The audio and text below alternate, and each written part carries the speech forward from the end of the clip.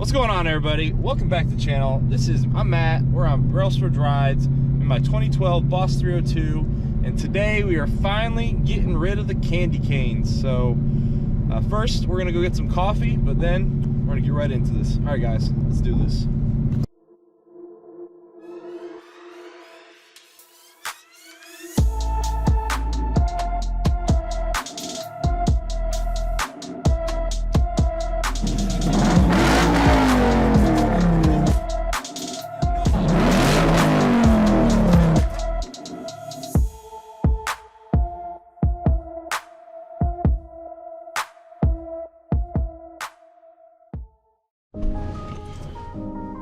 Got our terrible Panera coffee, but it's hard to beat. $8.99 a month.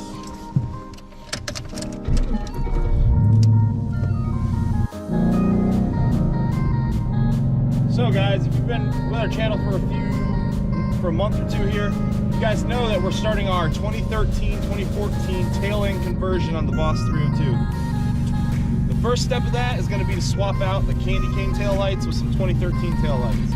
Finally got a set, good to go, and we're gonna put those on the car. But before we go to that, let's get some pulls in.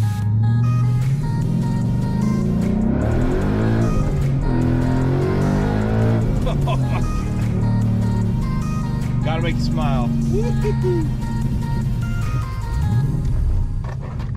goes another one.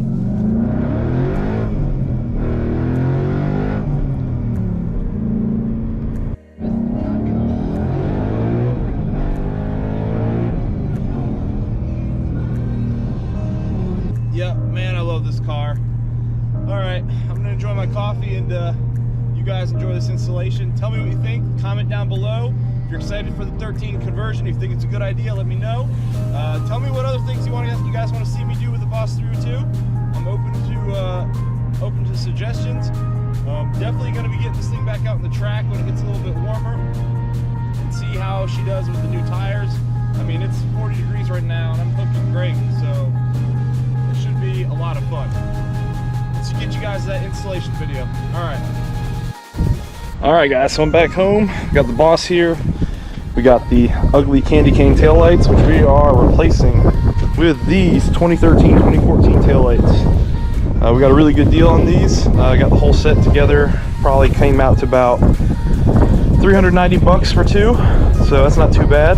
And so we're gonna go ahead and pop the trunk and get this thing going. We got the tools we need. Oh man, I got mess in here. My son's hood. I don't know if we got enough room.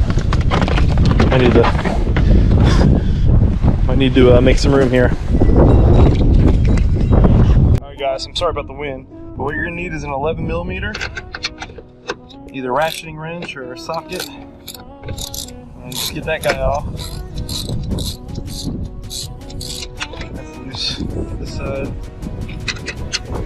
Now I've got the Raxium sequential kit on here. There's a bit of extra wires in here than you might have in your one further back, recess back there, which is just as easy to get out. And again, I'm doing this without pulling up the floor mat, so it doesn't have to be done. This is definitely gonna, man, this is gonna really spruce up the look of this car. Got that one. Let's go with the other one. Don't have to worry about it. We're gonna get a rag, and we're definitely gonna clean this out real quick before we install this thing.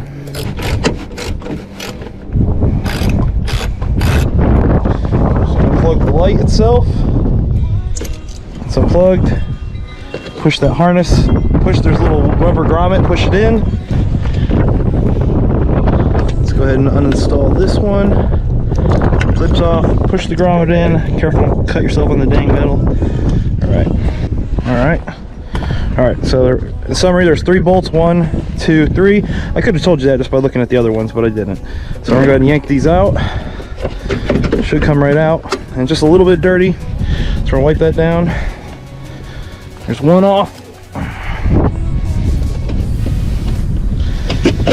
And there's the other.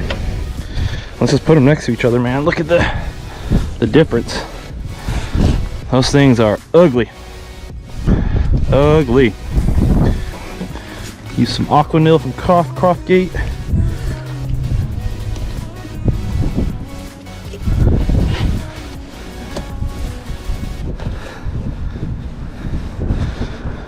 And there's going to be a gap. There's going to be a gap, but I'm okay with that because I'm going to change out this whole bumper anyway. So I don't want to pay for that little gap piece when I'm going to change out the whole bumper. Here's our first light. Feed the plug through and slide her on in there real carefully. Oh yeah. Oh yeah, that's gonna do. That is way better. Just gonna wipe down the other side real quick.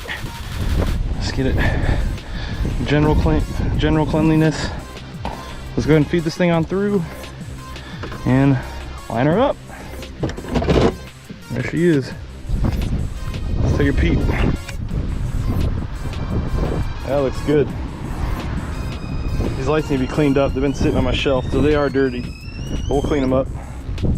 Get these things bolted back in. Hand tighten them first, of course. I guess I should test them out before I buckle it in, eh? We're gonna plug them into the Raxium kit. All right, let's test these suckers out.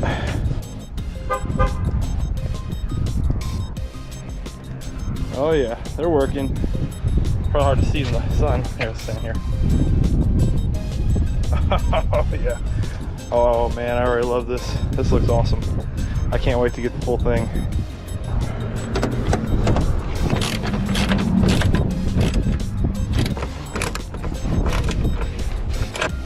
All right, she's all buttoned in.